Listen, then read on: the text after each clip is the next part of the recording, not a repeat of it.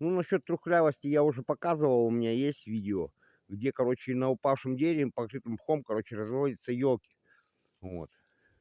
Ну, там все превратилось в труху, и население, короче, вот трухляшка. Она прекрасна для костра. Она будет хорошо дымить, но это сухая, короче. А то бывает трухлявая. Ну, пробираться, короче, проберемся. Маленькие веточки исполнили свой долг. Теперь пришло место для трухи. То есть, как этот... Ну, у нас костер нормальный. Пока что не будем класть. А так трухлю нашли, она дает много дыма, а то, что нам нужно от медведя, чтобы отгонять костра.